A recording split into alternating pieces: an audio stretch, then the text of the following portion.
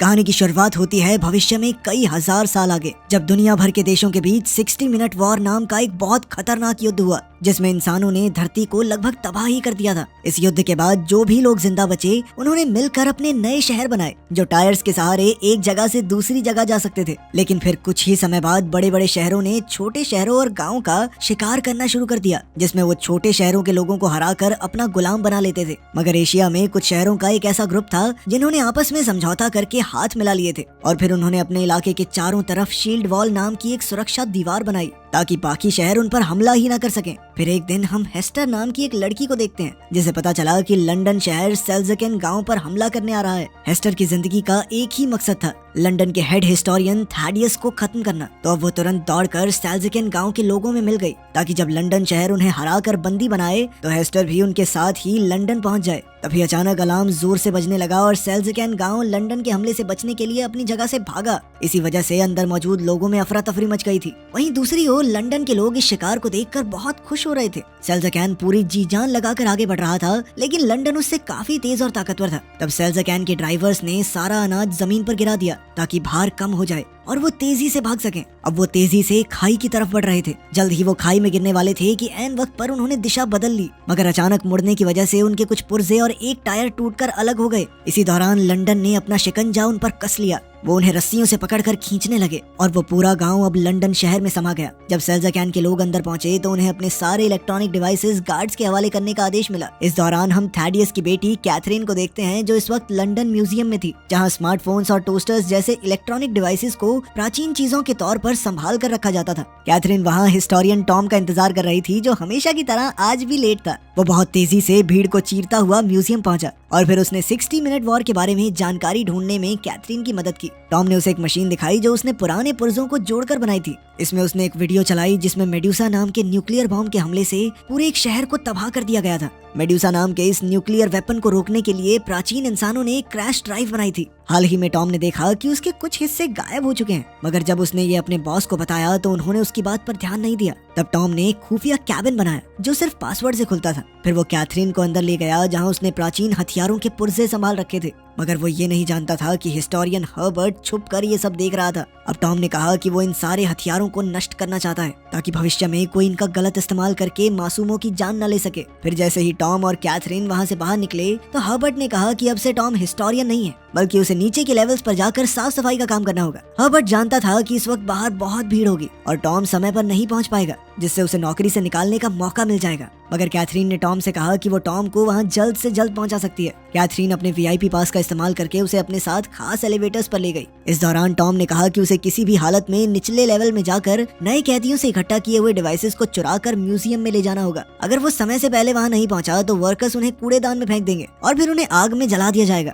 उधर निचले लेवल्स में सेल्ज़केन से मिले कैदियों की जांच करके उनके हथियार छीने जा रहे थे। हेस्टर तो बड़े आराम से आगे निकल गई क्योंकि उसने अपना चाकू कपड़ों में छुपा रखा था। उधर टॉम जल्द ही कूड़ेदान तक पहुंचा और पुराने डिवाइसेस इकट्ठे करने लगा। तभी वहां थैडियस भी आ पहुंचा क्योंकि उन्हें कैदियों से एक फ्यूजन इन्वर्टर सेल मिला था जो कि थैडियस के मुताबिक बेहद खतरनाक था। खैर टॉम ने उसे बताया कि इंजीनियर्स ने म्यूजियम में मौजूद सभी सेल्स चुरा लिए हैं, तो थैडियस का कहना था कि वो खुद इस मामले से निपट लेगा। तभी पास में सेल्ज़केन के एक आदमी ने एक गार्ड को धक्का दे दिया जिससे वहां कैदियों और गार्ड्स के बीच में हाथापाई शुरू हो गई। तब थैडियस ने चिल्लाकर उन्हें रुकने को कहा। इसी अफरा तफरी का फायदा उठाकर हेस्टर थैडियस पर हमला करने के लिए उसके बहुत करीब आ पहुंची। उसी पल टॉम की नजर उस पर पड़ गई और उसने थैडियस को आगाह करने की कोशिश की, लेकिन तब तक बहुत देर हो चुकी थी। अचानक हेस्टर ने ऐलान किया कि ये उसकी माँ की मौत का बदला है और उसी पल थैडियस के पेट में चाकू घोंप दिया। जैसे ही थैडियस ने उसे धक्का दिया तो उसका नकाब हट गया और सबने देखा कि हेस्टर के चेहरे पर एक बहुत बड़ा जख्म का निशान था। हेस्टर ने एक बार फिर हमला करके उसका काम तमाम करने की कोशिश की, पर टॉम ने उसे पकड़कर उसका चाकू फेंक दिया। तब हेस्टर गुस्से में आकर उसे पीटने लगी और उसी पल अलार्म्स बज गए, यानी ऑफिसर्स वहां पहुंचने ही वाले थे। हेस्टर तुरंत वहां से भाग निकली तो टॉम ने उसका पीछा किया। वो एक टूटे पुल से कूदकर दूसरी ओर गई तो टॉम भी उसके पीछे कूद गया। अब वो दोनों सेल्ज़केन गांव में आ चुके थे जिसे बड़ी बड़ी मशीन्स की मदद से तोड़कर नष्ट किया जा रहा था। अब उन्हें बड़ी सावधानी से भारी भरकम मशीन से बचकर भागना था। साथ ही वहाँ एक के बाद एक बिल्डिंग्स नीचे गिर रही थी, तो उन्हें जल्द से जल्द अपनी जान बचाकर निकलना होगा। अब वो एक जगह से दूसरी जगह कूदकर भाग रहे थे, मगर अब पीछे से एक मशीन तेजी से सब कुछ जलाती हुई उनकी ओर बढ़ रही थी। उसी पल हेस्टर फटाफट एक दरवाजा खोलकर अंदर घुस गई और फिर दरवाजा बंद कर दिया। तब टॉम ने पूरा जोर लगाकर दरवाजा खोला और एक बार फिर से हेस्टर का पीछा करने लगा। इसी दौरान हेस्टर ने देखा कि सामने से थैडियस उसे पकड़ने आ रहा था, तो वो उसी पल वापस मुड़ गई। अब वो पकड़े जाने से बचने के लिए कूड़ेदान के कुएं में कूद गई, लेकिन अचानक टॉम ने उसका हाथ पकड़कर उसे बचा लिया। तब हेस्टर ने टॉम को थैडियस से उसके चेहरे के निशान और उसकी मर चुकी माँ के बारे में पूछने को कहा और फिर वो हाथ छुड़ाकर कुएं में कूद गई। कुछ ही पलों में थैडियस टॉम के पास पहुंचा तो टॉम ने हेस्टर के शब्द दोहराए, मगर ये सुनकर थैडियस ने टॉम को भी कुएं में धक्का दे दिया। जल्द ही कैथरीन और बाकी गार्ड्स भी वहां आ गए, पर थैडियस ने उन्हें झूठ कह दिया कि टॉम और हेस्टर रेलिंग टूटने की वजह से नीचे गिर गए। पर उसी समय कैथरीन की नजर बेविस नाम के एक आदमी पर पड़ी जो पहले से वहां छुपा हुआ था। खैर अब कूड़ेदान के कुएं से सारा कूड़ा शहर से बाहर गिरता था, तो जाहिर है कि टॉम और हेस्टर भी वहीं गिरे होंगे, इसलिए उन्हें ढूंढने के लिए एरोप्लेन्स भेजे गए, मगर वो अपने मिशन में नाकामयाब रहे। असल में हेस्टर शहरों के चलने से बने ट्रैक पर छिपी हुई थी और उसने टॉम को पत्तों के नीचे छुपा दिया था। जब एरोप्लेन्स वापस चले गए तो उसने टॉम की जेब से पैसे और चाकू चुरा लिया। उसी समय टॉम को होश आ गया और वो हेस्टर का पीछा करने लगा, तो हेस्टर ने गुस्से में आकर उसे चाकू से धमकाया, मगर टॉम फिर भी नहीं रुका और उसने कहा कि इस वक्त साथ मिलकर आगे बढ़ने में ही उनकी भलाई है। वहीं दूसरी ओर लंदन में मेयर क्रोम ने थैडियस को खूब डांटा क्योंकि वो अपने मकसद को अंजाम नहीं दे पा रहा था। अब थैडियस अपने सबसे बेहतरीन साइंटिस्ट के पास पहुंचा जो इस वक्त उसके लिए एक खास हथियार तैयार कर रही थी, मगर उसके पास पुराने इलेक्ट्रिक डिवाइसेस की कमी थी, जिस वजह से उसका काम पूरा होने में कई हफ्ते और लगेंगे। तब थैडियस ने उसे एक फ्यूजन सेल दिया जो उसे सेल्ज़कैन के कैदियों से मिला था।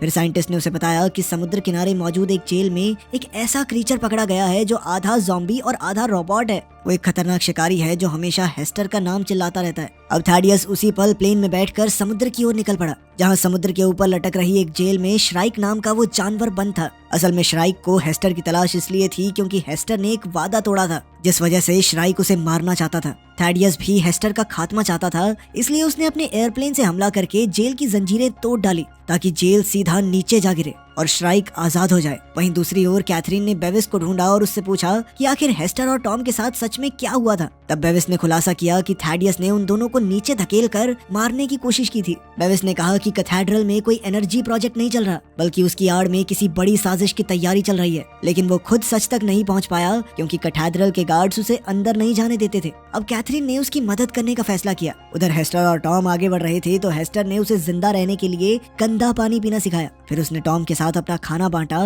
मगर टॉम काफी घबरा गया क्योंकि ये खाना 1000 साल पुराना था। पर हेस्टर ने उसे समझाया कि पुरानी टेक्नोलॉजी से बना खाना कभी खराब नहीं होता। फिर रात को जब हेस्टर सो रही थी तो उसने एक बुरा सपना देखा जिसमें वो एक खेत में तेजी से दौड़ रही थी और उसके चेहरे पर लगी गहरी चोट से खून बह रहा था। जब हेस्टर की आंख खुली तो उसने देखा कि टॉम अपने हाथ पैर हिलाकर उनकी तरफ आ रहे 2 गांवों को बुला रहा था ताकि उन्हें पनाह मिल जाए। पर बदकिस्मती से वो हमलावर निकले जिन्होंने शिकंजे फेंककर उन दोनों को बंदी बनाने की कोशिश की। उसी पल अचानक टॉम ने हेस्टर को बचाने के लिए उसे धक्का दे दिया और फिर वो दोनों फुल स्पीड में भाग निकले। अब टॉम को ऊपर चढ़ने में परेशानी हो रही थी तो हेस्टर ने उसे ऊपर खींच लिया, पर जैसे ही टॉम ऊपर आया तो हेस्टर गायब हो चुकी थी। अब दोनों गांव उन पर हमला करने ही वाले थे कि वो पीछे खिसका और अचानक एक सुरंग में गिर गया। असल में हेस्टर और टॉम दोनों ही सुरंग में गिरकर स्कटलबग नाम के एक अंडरग्राउंड शहर में आ चुके थे। कुछ ही पलों में ये शहर भी चलने लगा। पहले तो ड्राइवर और उसकी पत्नी उनके साथ काफी अच्छे से पेश आए, पर जल्द ही उन्होंने हेस्टर और टॉम को एक सेल में कैद कर दिया। वहाँ बैठकर हेस्टर ने टॉम को बताया कि जब वो 8 साल की थी तो उसकी माँ पेंडोरा की मौत हो गई थी। उसकी माँ पेंडोरा एक आर्कियोलॉजिस्ट थी जो दुनिया भर में घूमकर इतिहास के बारे में और जानकारी ढूंढने की कोशिश करती।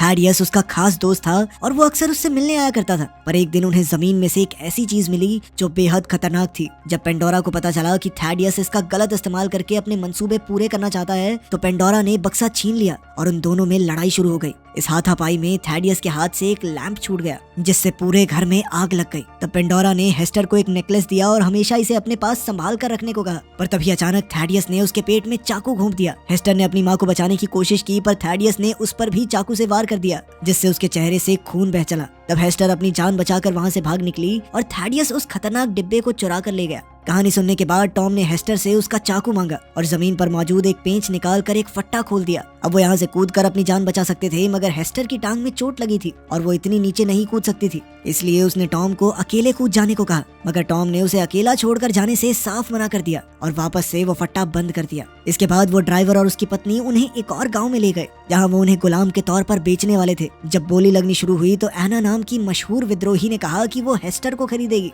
लेकिन बोली लगाने वाला आदमी जानता था कि एना के सर पर बहुत बड़ा इनाम है, इसलिए वो एना को कैद करना चाहता था। और एना ने उसी वक्त उसके भेजे में गोली मार दी। इससे वहाँ की भीड़ और गार्ड्स में अफरा तफरी मच गई, क्योंकि एना अपनी ओर आने वाले हर आदमी को गोली मार रही थी। तब हेस्टर ने एक मरे हुए गार्ड की बंदूक उठाई और टॉम की जंजीरों पर गोली चलाकर उसे रिहा किया। इसके बाद वो दोनों इकट्ठे भाग निकले और इधर एना ने अपनी बंदूक को एक तलवार में बदल दिया और अब वो उस पर हमला करने वाले हर एक आदमी का बेरहमी से गला काटने लगी। और तो और उसके जूते में भी एक ब्लेड छिपा हुआ था और वो लातों से भी अपने दुश्मनों को सुला रही थी। उधर टॉम और हेस्टर अपनी जान बचाकर भाग रहे थे, पर वहाँ चारों ओर छोटे छोटे चलते फिरते गांव थे। वो दोनों जैसे तैसे उनके बीच से होते हुए खुले इलाके में पहुंचे, पर वहाँ श्राइक ने उनका रास्ता रोक लिया। अब उनके पास कोई चारा नहीं था, इसलिए वो एक गांव के बड़े से टायर पर कूद गए और फिर दूसरे टायर पर कूदकर एक प्लेटफॉर्म तक जा पहुंचे। मगर श्राइक भी आसानी से उन तक आ पहुंचा। लेकिन इससे पहले कि वो हेस्टर पर हमला करता, एना अपना एयरक्राफ्ट लेकर वहां आ पहुंची और श्राइक पर गोलियां चला दी। जल्द ही हेस्टर उसके एयरक्राफ्ट पर चढ़ गई तो एना टॉम को लिए बिना ही वहां से निकल पड़ी। मगर हेस्टर उसे मुसीबत में अकेला छोड़ने वाली नहीं थी, इसलिए उसने टॉम की ओर एक रस्सी फेंकी और टॉम उसके जरिए प्लेन की ओर चढ़ने लगा। लेकिन पीछे से श्राइक भी रस्सी पकड़कर ऊपर आ रहा था। अब एना ने हेस्टर को एक ब्लेड देकर रस्सी काटने को कहा, मगर हेस्टर ने चाकू टॉम की ओर फेंक दिया, जिससे टॉम ने रस्सी काट दी और श्राइक नीचे गिर गया। जब वो थोड़ी दूर निकल गए तो एना ने प्लेन को ऑटो पायलट मोड में छोड़कर हेस्टर के जख्म ठीक किए। एना ने कहा कि मैं तुम्हारी माँ पेंडोरा को जानती थी और उसकी मौत के बाद से ही वो हेस्टर की तलाश कर रही थी। एना को समझ नहीं आ रहा था कि हेस्टर ने इतने साल अकेले कैसे गुजारा किया। तब टॉम को एहसास हुआ कि श्राइक ने उसे पाल पोस कर बड़ा किया है। ये सुनते ही हेस्टर गुस्से से आग बबूला हो गई, क्योंकि उसका राज बाहर आ गया था। पर बाद में उसने अपनी कहानी बताने का फैसला किया। अपनी माँ की मौत के बाद हेस्टर अकेली दर बदर भटक रही थी और आखिरकार वो बेहोश हो गई। तब वो श्राइक से मिली तो श्राइक ने उसे पनाह दी, पर साथ ही उसका नेकलेस भी ले लिया। उसकी गाड़ी में कई सारी डरावनी डॉल्स थी, तो हेस्टर ने हिसाब लगाया कि श्राइक शायद खुद को ढूंढने की कोशिश कर रहा है, क्योंकि उसने श्राइक के इंसानी रूप की तस्वीर देखी थी। यार अब श्राइक चाहता था कि हेस्टर भी उसकी तरह लोगों को अगवा करे, और हेस्टर ने उससे वादा भी किया कि वो दोनों मिलकर ये काम करेंगे। पर एक दिन जब हेस्टर को पता चला कि लंदन उनके करीब आ रहा है और उसमें थैडियस मौजूद है, तो वो श्राइक को बिना बताए घर से भाग निकली। उसी दिन के बाद से श्राइक हाथ धोकर हेस्टर को ढूंढ रहा है। खैर कुछ घंटों बाद एना का एयरक्राफ्ट एयर हेवन में पहुंचा, जो कि आसमान में बना एक शहर था। यहाँ सरकार से नफरत करने वाले सभी विद्रोहियों ने मिलकर एंटी ट्रैक्शन लीग बनाई थी। तब एना ने उन्हें बताया कि पेंडोरा ने कोई रहस्यमयी सच पता लगा लिया था। इस वजह से उसने एना से कहा कि अगर उसे कुछ भी हो जाए तो उसे हेस्टर का ख्याल रखना होगा, क्योंकि सिर्फ वही थैडियस को रोक सकती है। बेचारी हेस्टर को ये याद नहीं था कि आखिर उसकी माँ को ऐसा कौन सा खुफिया सच पता चल गया था। पर जब बाकी विद्रोही मिलकर बातें कर रहे थे कि थैडियस फ्यूजन सेल्स इकट्ठा कर रहा है, तो टॉम ने एक अजीबोगरीब निशान बनाया और हेस्टर उसे देखते ही पहचान गई। टॉम ने बताया कि उस रहस्यमयी डिब्बे में एक बेहद ताकतवर क्वांटम एनर्जी बॉम्ब है। फिर एना ने कहा कि हो ना हो थैडियस इस बॉम्ब की मदद से एशिया के चारों ओर बनी शील्ड वॉल गिराना चाहता है। वहीं दूसरी ओर लंदन में हर्बर्ट थैडियस के पास गया और उसे बताया कि कुछ पुराने डिवाइसेस उसके हाथ लगे हैं। उधर कैथरीन और बेविस म्यूजियम के डायरेक्टर से मिले तो पता चला कि इंजीनियर्स ने टॉम के खुफिया कैबिन में घुसकर उसके सारे पुराने डिवाइसेस चुरा लिए थे। फिर डायरेक्टर ने उन्हें खुफिया दीवार दिखाई, जिसके अंदर हजारों सीढ़ियां थी। जाहिर था कि इन्हें चढ़ना बेहद मुश्किल होगा, मगर ये सीधा उन्हें कैथीड्रल के अंदर पहुंचा देंगे। आखिरकार कुछ समय बाद वो दोनों इन सीढ़ियों के जरिए कैथेड्रल तक पहुंच ही गए और तब उन्होंने अपनी आंखों के सामने जो देखा उससे उनके पैरों तले जमीन खिसक गई। उन्होंने देखा कि थैडियस ने म्यूजियम से चुराए डिवाइसेस और पेंडोरा के रहस्यमयी बक्से के जरिए अपना सुपर वेपन तैयार कर लिया था। इसका नाम मेडुसा था, जैसा कि कैथरीन ने टॉम की वीडियो में देखा था। पर उसी समय मेजर क्रोम गुस्से से भरा हुआ कैथीड्रल में पहुंच गया, क्योंकि थैडियस ने लंदन को पूर्व दिशा की तरफ मोड़ दिया था। तभी अचानक उसकी नजर मेडुसा पर पड़ी तो उसका गुस्सा सर चढ़ गया, क्योंकि थैडियस एशिया के साथ महायुद्ध करना चाहता था, जिससे चारों ओर तबाही के सिवा और कुछ नहीं हासिल होगा। क्रोम ने उसे इतिहास से कुछ सीखने को कहा और फिर उसने इंजीनियर्स को मेडुसा को बंद करने का हुक्म दिया, पर किसी ने उसकी बात पर ध्यान नहीं दिया। तभी अचानक थैडियस ने उस पर गोली चलाकर उसे बेरहमी से मार डाला। इधर कैथरीन वहीं छिपी हुई थी तो उसे अपने पिता की असलियत का एहसास हुआ। जल्द ही एयर हेवन में विद्रोहियों को खबर मिली कि लंदन पूर्व दिशा की ओर बढ़ रहा है। तभी अचानक बिजली चली गई और उन्हें बाहर से चिल्लाने की आवाज सुनाई दी। उसी पर श्राइक जबरदस्ती कमरे के अंदर घुस आया। विद्रोहियों ने उस पर पलटवार किया, मगर इन हमलों से कोई फर्क नहीं पड़ा। इसके बाद उन्होंने श्राइक पर ब्लेड से हमला किया, पर श्राइक एक के बाद एक उनके साथियों को मौत के घाट उतार रहा था। तभी अचानक वहाँ एक जबरदस्त धमाका हुआ और शहर में आग लग गई। अब वो कुछ ही समय में पूरी तरह नष्ट होने वाला था। जल्द ही सभी लोग एयरक्राफ्ट्स में बैठकर अपनी जान बचाकर भागने लगे, तो हेस्टर और टॉम भी स्पेसक्राफ्ट ढूंढने लगे। इधर एना और बाकी विद्रोही तलवारों और कुल्हाड़ियों से श्राइक का मुकाबला कर रहे थे, लेकिन इतनी कोशिशों के बाद भी श्राइक का कोई बाल तक नहीं उखाड़ पाया था। उसी पल अचानक एना ने अपने जूते पर लगे ब्लेड से श्राइक की छाती पर जबरदस्त वार कर दिया, जिससे उसे थोड़ी चोट तो लगी। फिर विद्रोहियों ने उसकी तरफ एक बॉम्ब फेंका जो सीधा उसकी टांग पर जा लगा। बम धमाका होते ही जमीन में छेद हो गया, जिससे श्राइक नीचे जा गिरा। मगर वो ये नहीं जानते थे कि श्राइक वहीं लोहे की रॉड्स के सहारे लटका हुआ था। वहीं टॉम और हेस्टर एना के एयरक्राफ्ट तक पहुंचने ही वाले थे कि ऐन वक्त पर श्राइक उनके सामने आ खड़ा हुआ। टॉम हेस्टर को बचाने के लिए खुद श्राइक का मुकाबला करने लगा,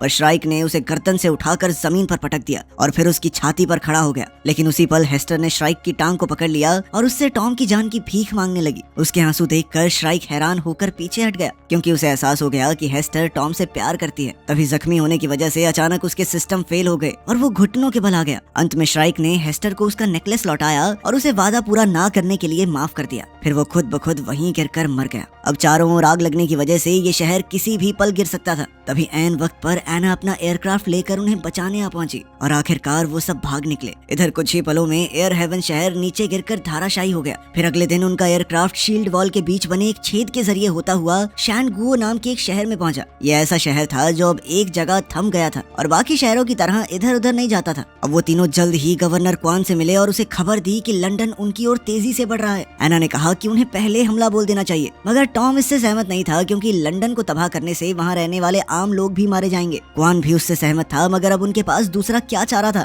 अगर युद्ध हुआ तो या तो लंदन शहर बचेगा या फिर शानगुओ। अब शहर में युद्ध का डंका बज चुका था और सभी लोग लंदन का सामना करने के लिए एकजुट हो गए। फिर शाम को हम देखते हैं कि लंदन शील्ड वॉल के काफी करीब आ चुका था। जल्द ही थैडियस ने मेड्यूसा को एक्टिवेट कर दिया और इधर से एना ने उनके मुकाबले के लिए कई एयरक्राफ्ट शील्ड वॉल से बाहर भेजे। वहीं दूसरी ओर हेस्टर को शहर में मेड्यूसा की कहानी की तस्वीर दिखाई दी तो अचानक उसे अपने नेकलेस का ख्याल आया। आखिरकार उसने अपना नेकलेस खोला तो उसमें क्रैश ड्राइव मिली, तो उसने तुरंत इसके बारे में टॉम को बताया। उधर मेड्यूसा ने पहली बार चार्ज होकर शील्ड वॉल पर अपनी एनर्जी बीम से पहला जबरदस्त वार किया। इस धमाके में सैकड़ों एयरक्राफ्ट तोपें तबाह हो गई और हजारों लोगों की जान चली गई। इसके साथ शील्ड वॉल को भी भारी नुकसान हुआ और वहाँ जानलेवा आग लग गई। चारों ओर से बिल्डिंग्स और मलबा गिर रहा था, जिसमें और भी लोग मारे जा रहे थे। इधर लंदन के आम लोग खूब तालियां बजा रहे थे। अब एक हमले के बाद मेड्यूसा हथियार को कुछ मिनट चार्ज होने की जरूरत थी। हेस्टर और टॉम ने एना को बताया कि उन्हें खुद लंदन जाना होगा ताकि वो क्रैश ड्राइव की मदद से मेड्यूसा हथियार को बंद कर सकें। अब एना उन्हें वहां ले जाने को तैयार हो गई और बाकी विद्रोहियों ने उन्हें चारों ओर से सुरक्षा देने का फैसला किया।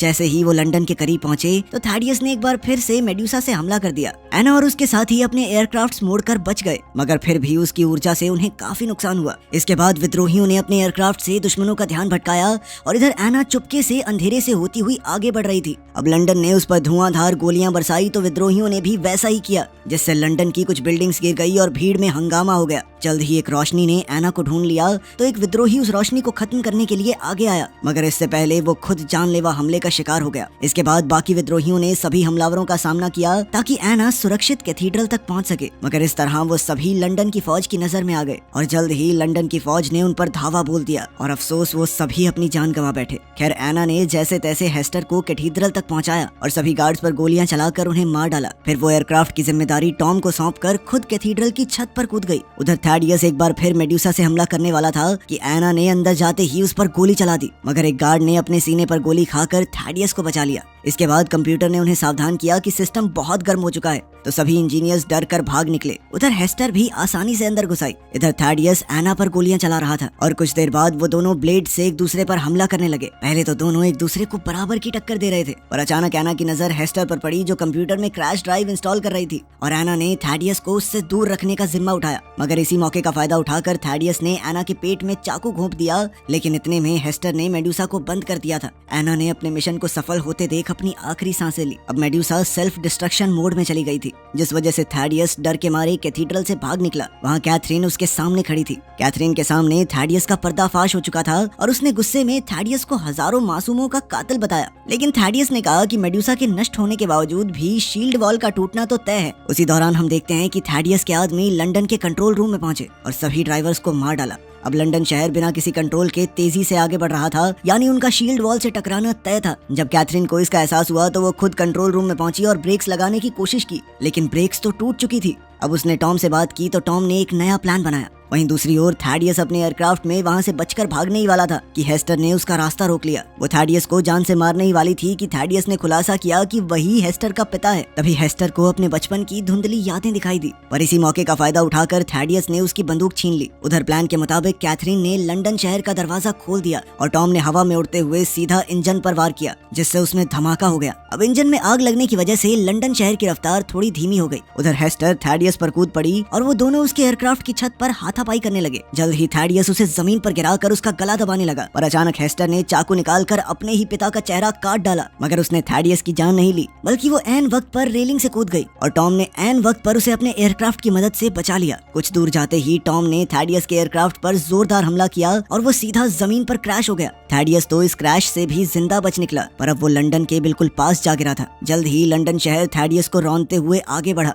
और कुछ दूर जाकर रुक गया। अब शील्ड वॉल में बहुत बड़ा छेद हो चुका था, तो कैथरीन लंदन के बचे हुए लोगों को उस छेद के जरिए एशिया में ले गई। वहाँ कई गार्ड्स मौजूद थे, लेकिन गवर्नर क्वान के हुक्म के मुताबिक उन्होंने अपने हथियार नीचे कर लिए। फिर क्वान ने तहे दिल से उनका स्वागत करके उन्हें अपने शहर में पनाह दी। उधर एना के एयरक्राफ्ट में हेस्टर और टॉम अपना मिशन पूरा होने पर बेहद खुश थे। उन्होंने एक दूसरे से अपने प्यार का इजहार किया और एक साथ दुनिया घूमने का वादा भी। ये आज तक की हमारी सबसे लंबी कहानी है, तो कमेंट्स में जरूर बताना कि कैसी लगी।